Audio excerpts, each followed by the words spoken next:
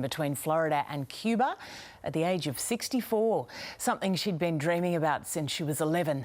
A new film starring Annette and Jodie Foster retells her story. Entertainment reporter Catherine Tulich sat down with the stars. Annette, world champion marathon swimmer. The swim I want to do is 60 hours. That's Cuba to Florida. Absolutely not. No, that's insane, Diana. You tried that when you were 28, and you did not make it when you're 28. You're 60.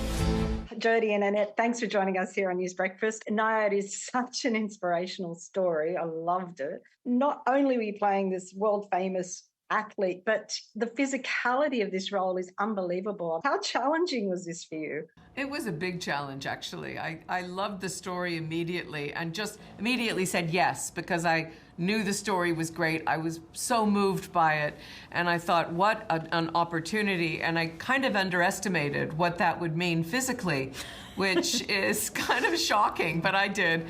And I just decided to start swimming. I've always been in the water. I'm a diver. I worked on a boat. I was in the ocean a lot as a kid. I grew up in San Diego.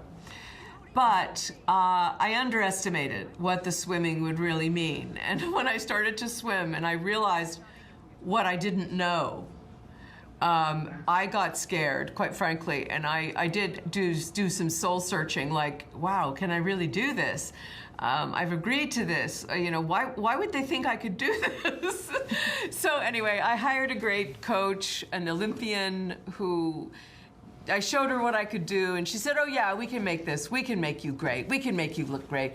And I just kind of fell in love with swimming. I have a very erratic mind. Like, my mind is always jumping all over the place and doesn't always serve me well. So I've always used exercise as a way to kind of control my spirit and my soul and my head. So then swimming became that, and then I became addicted to that. So now if I can't swim, I need to, you know, go and like scream into a pillow or something.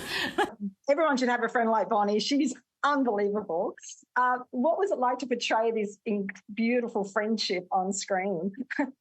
Well, it was just such an honor, really, because I admired them. You know, I learned a lot from them, from this long 40-year friendship. And they are both eccentrics and quite opposite in some ways. You know, both of them quite strong, but Diana has this, you know, feverish, driven mind. She pretty much is always the center of attention because she's brilliant, she remembers things, she's asking questions, she's curious, and Bonnie sits back and allows Diana to kind of take the floor. That partnership and how that works, the calmness that Bonnie brought to the equation was something that I was really interested in. Like, what does it take to make somebody be an excellent athlete or an excellent person? It kind of takes two people. It's not a solo sport. Yeah, the two of you are so comfortable together. I don't know how well you knew each other before the film, but I'd imagine this bonded you quite a bit doing this movie.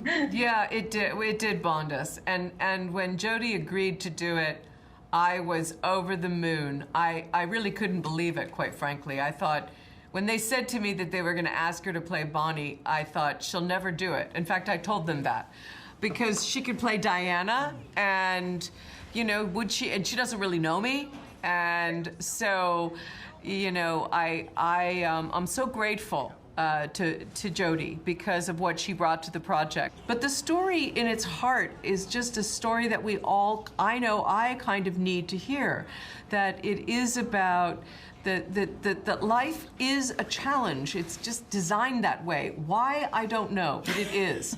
And so given the fact that it is, it's like, how do we deal with that and still have a good time and still find some peace and some joy? And Diana is the embodiment of someone who just doesn't sit on the couch.